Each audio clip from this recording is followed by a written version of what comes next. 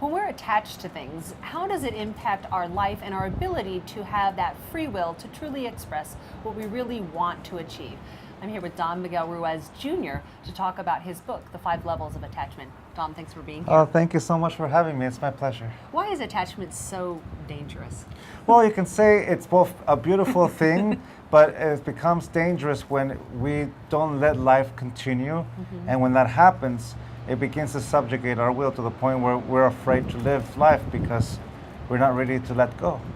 So when someone is saying, I just feel stuck, is that an attachment issue? You can say that it's an issue with attachment in the sense that I want to say yes to all these things in life. At the same time, I don't have the confidence to take a step because I know this place. I know being in a space that I know what I'm doing is the most comfortable thing. And being in that safety zone can become such a place where it starts limiting our capabilities. It starts limiting our own strength to the point where we're afraid to take another step in any other direction because we don't know what the unknown has for us to such a degree that we become afraid. And when fear comes into our lives, that's when this sense of conditional love comes in, this sense of inhibiting yourself, and you really stop living life. What are the 5 levels of attachment?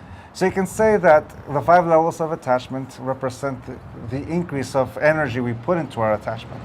You can say at level 1, which is called the authentic self, we basically know that we're this living being, that we're completely engaged and can go in any direction in life because we're alive. We're alive in this moment to live life as full as we want it to be. At level 2, preference, basically we engage a moment. So imagine a flower. At level 1, the flower is completely open. At level 2, imagine a flower that engages a moment, and when the moment is over, it's able to reopen. So it's a flower that pulsates with every moment in life. At level 3, identity, the flower stays in this moment, but is not willing to let go, because now we identify ourselves with this moment, and basically this moment now defines who we are with our identity. And at level 4, internalization, we begin to define ourselves, and not just that, we begin to domesticate ourselves to this point that now we have to defend, now we have to distort what we perceive in order to fit what we want. It's basically when conditional love comes in. And at level 5, fanaticism, this flower is completely closed, where I'm not willing to see anything outside of what I want to see because anything that I perceive can derail or distort or destroy what I want. So from this point, life is a complete filter, completely distorted, that we are afraid to live. So it's the increase of our attachment that doesn't allow us to let go. So how can we tell if we are holding space in one of these levels? Our happiness. Basically, when we're so attached, we're basically always fighting. We're always fighting to defend. We're always fighting to be right, because if we're wrong, then we're worthy of the punishment. We're worthy of our own rejection, because the more we are attached to a belief or an idea, the more conditional love comes into our life. And conditional love is just this consequence that if we live up to the expectation, we're worthy of our own love, with our own acceptance. And when we don't live up to that expectation, we reject ourselves. That's why the reasons to love ourselves are always in the future. As soon as I graduate, as soon as I make money, as soon as I fall in love, as soon as I get married, I will live life. That means I'm not living life at this moment, which means I'm rejecting myself. And that's something that when we attach ourselves to an idea, we're no longer seeing what's in front of us or what's around us. We're only seeing that which we want to see, including the people in our life. So when we are looking at our lives and determining what we want to bring in, how do we make a map for that? Well, the map changes continuously. If you look at a destination, you can see it from the point of view of this is the direction I want to go in life. So the map changes with every choice I make. So it really is about this process, this step. You know, there's the key that someone once taught me, that the key to illumination is effort. The effort to take one step forward, the effort to move, to apply. And discipline is remembering to apply that effort. Enlightenment, love, anything in life is achievable if we put the effort and have the confidence in ourselves to manifest it. From that point of view, the map changes continuously. I can right now go home and there's about 5 or 10 different ways. If I put my faith in one road, then I won't see which one is actually the one that serves me better, especially in the Los Angeles area where one road can take me on a traffic. But if I'm not flexible, I always take that road even when it's packed. But if I'm flexible, if I see that there's all these opportunities in life, that really comes down to my choice. That if I have that capacity, there's so many ways around it. So part of this is just maintaining an openness and awareness. Mm-hmm. And how do we evaluate which opportunity is the one that's right for us? The one that has the consequence we want. Life teaches us through the action-reaction. There's a consequence for every action we take. So based on the consequence we want in life, for example, if I want to graduate from college, I apply for college. If I want to be able to teach at a university, I basically apply my discipline. If I want to teach yoga, then I practice yoga. If I want to learn how to surf and surf these waves that surrounds us, I go out there and I grab a board and I try.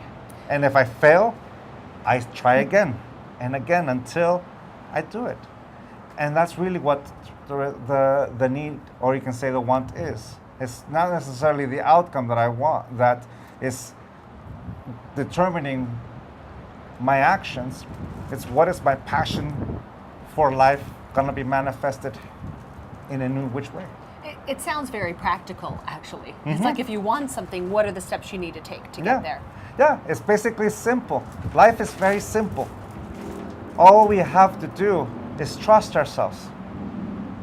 All we have to do is enjoy being us. All we have to do to manifest this love or life or the life we want is to have faith in ourselves. This step that we can take, that ability that I'm here talking to you, to be able to say, I can open my mouth and share whatever I know, if it's relevant or not.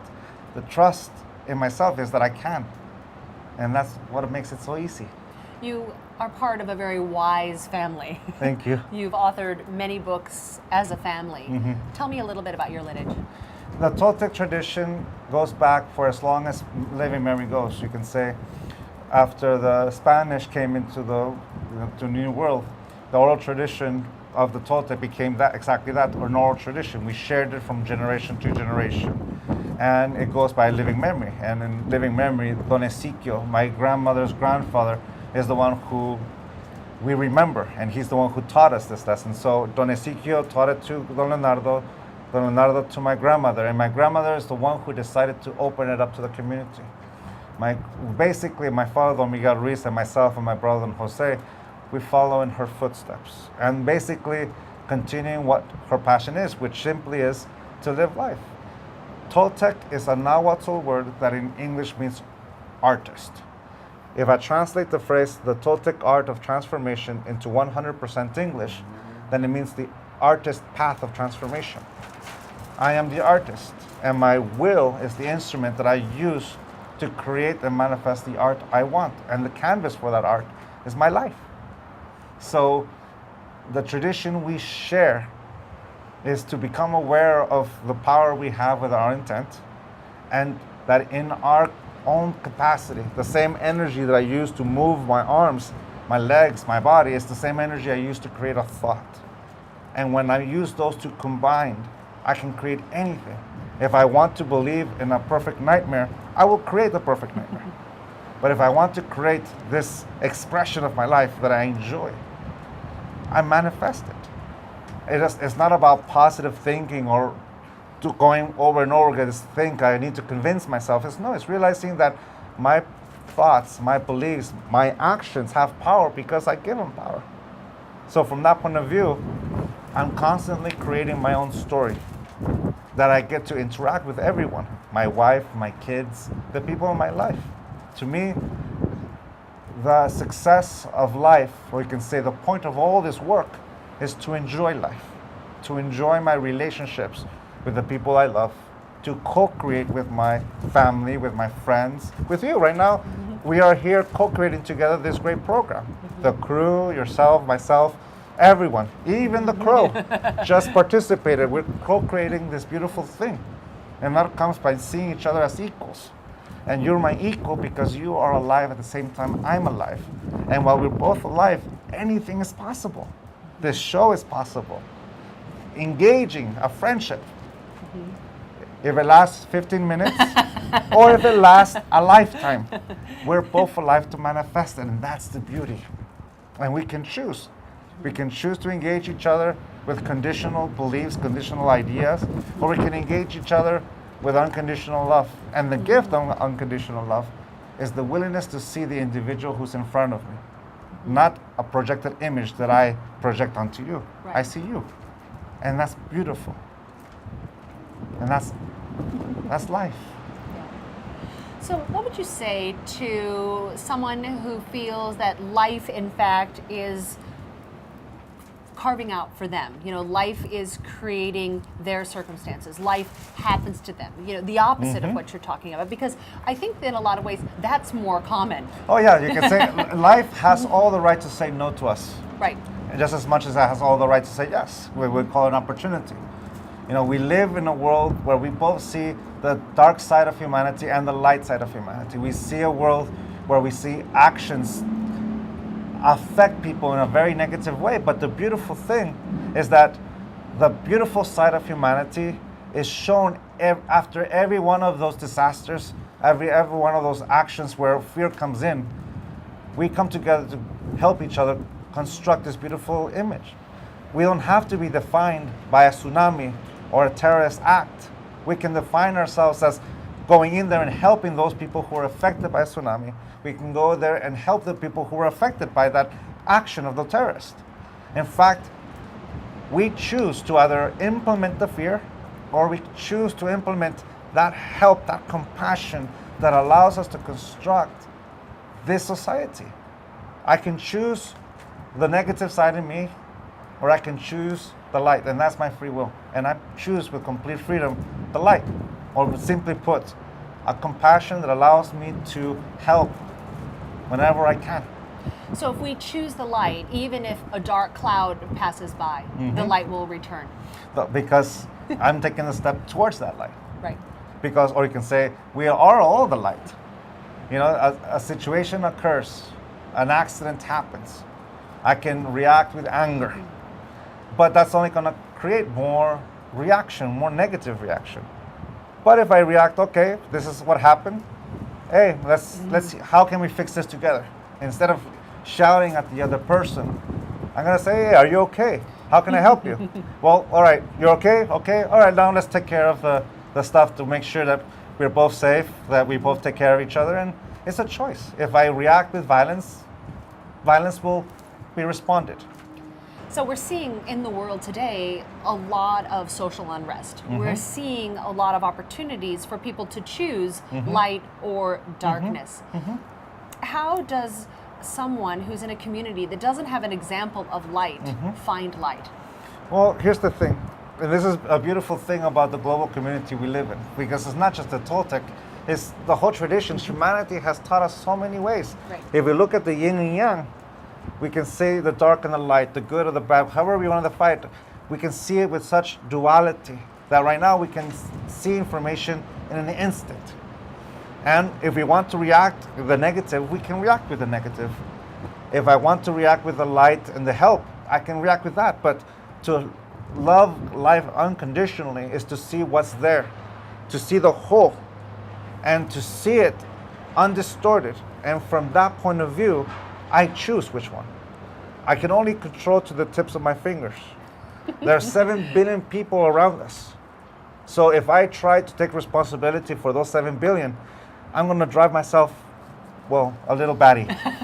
But because I'm always going to try to domesticate them, I'm always going to try to impose my will onto them, thus making me a tyrant. But if I say, okay, I'm responsible to the tips of my fingers, and I'm responsible for how I choose to express this life, then that's up to me. If others people wants to go and riot the way they did in 1992 during the LA riots, let them be. I will go and help with a broom and help and clean up. You know, it's the thing about life that right now there is really things to get mad about, and everyone has the right to get mad about. But at the same time, I get to choose how I channel that anger. I don't have to channel it through a reaction that's blinding. I can channel it to say, all right, I have this anger. How can I use it to manifest a change? How can I use it to manifest something for a community? From that point of view, it's just energy. Just hate is an energy just as much as love is an energy. And the source of both is me. That's the yin and yang. So to choose with free will is totally different to choose because I have to. I choose because I want to. And that's the beautiful thing about the world we live in today. We live in a time that within a matter of seconds, I know what's happening around the world. I know what's happening in Asia and Africa. And yes, there are many sufferings. The beautiful thing about those sufferings, if we all decided to, is that we can implement change. We can go in there and help. Doctors Without Borders is an example of a community of people who go out there and engage those communities. Sometimes they have to leave, they have to deal with the situations on the ground. And I'm very thankful for that. Up the road, there is a spill, and there are people out there helping clean it up. Yes, the world is filled with those negative reactions and anger, but it's also filled with those beautiful moments. And we can come together in a way that helps one another. And it starts with me, like Michael Jackson says, it starts with the man in the mirror. Don Miguel, thank you so much Pleasure. for a beautiful conversation. Thank you.